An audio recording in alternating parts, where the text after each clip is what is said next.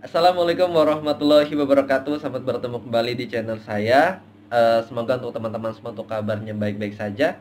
Nah, teman-teman, saat ini saya berbagi pengalaman saja nih. Buat teman-teman semua yang saat ini hampir rata-rata baik pekerja ataupun ibaratnya perorangan, baik warga masyarakat biasa, ini rata-rata hampir sudah mempunyai untuk BPJS kesehatan. Tapi teman-teman pernah tahu nggak fasilitas apa yang teman-teman bisa nikmati ataupun bisa diterima? Tapi mudah-mudahan dari saya pribadi juga berdoa semoga kita kita tidak masuk rumah sakit lah, jangan sampai. Semoga kita sehat-sehat selalu. Tapi teman-teman, ini saya berbagi pengalaman saja sedikit dari BPJS kelas 1, kelas 2, kelas 3. Kira-kira ruangan seperti apa, kira-kira juga fasilitas seperti apa yang bisa kita nikmati di rumah sakit. Jadi teman-teman, saya mulai dari BPJS kesehatan yang kelas 3.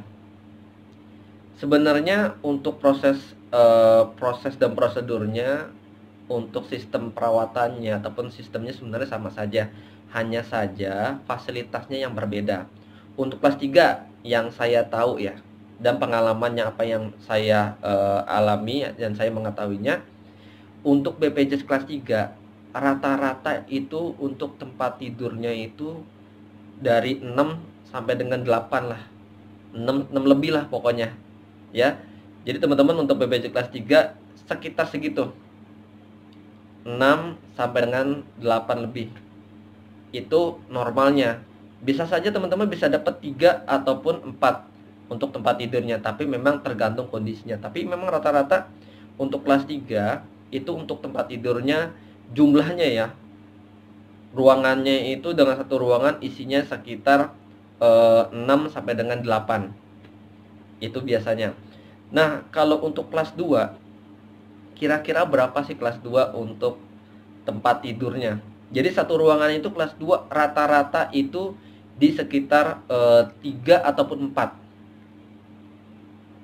3 ataupun 4 itu biasanya ya. Tapi bisa juga naik ke atas kalau memang penuh dan ini konsumennya ataupun konsumen untuk pasiennya memang emergensi, tidak ada perawatan, hanya di tempat kelas 1 saja bisa saja.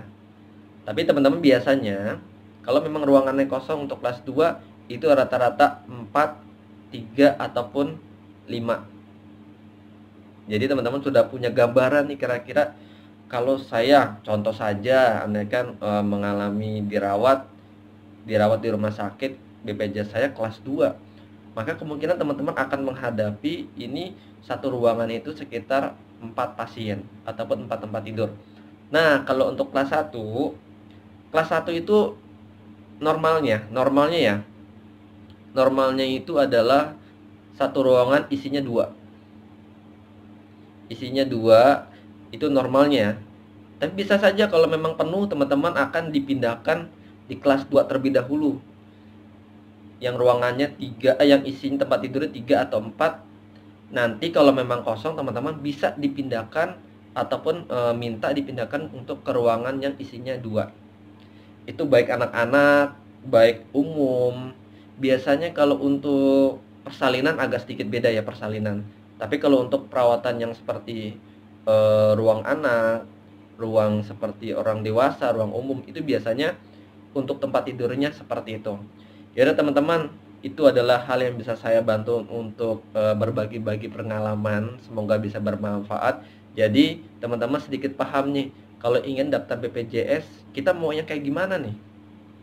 Mau yang memang jujur saja kalau yang lebih dari 2 di bawah kelas 1 ya ruangannya 4 ataupun ruangannya satu ruangan pasiennya ada 4 ataupun pasiennya isinya 6 lebih. Itu biasanya kalau anak-anak lebih kasihan teman-teman. Karena satu nangis, maka untuk ruang istirahatnya agak sedikit berkurang. Tapi kalau untuk kelas 1, maka biasanya anak-anak tuh lebih tenang, lebih bisa beristirahat. Karena kalau pasiennya banyak, yang satu nangis malam-malam, yang satu nangis lagi, nangis berisik kan, ya udah, maka istirahatnya juga kurang. Ya teman-teman, itu adalah hal yang bisa saya bantu untuk sampaikan. Terima kasih sudah menonton video saya. Mohon maaf apabila ada salah kata-kata. Sampai bertemu kembali. Assalamualaikum warahmatullahi wabarakatuh.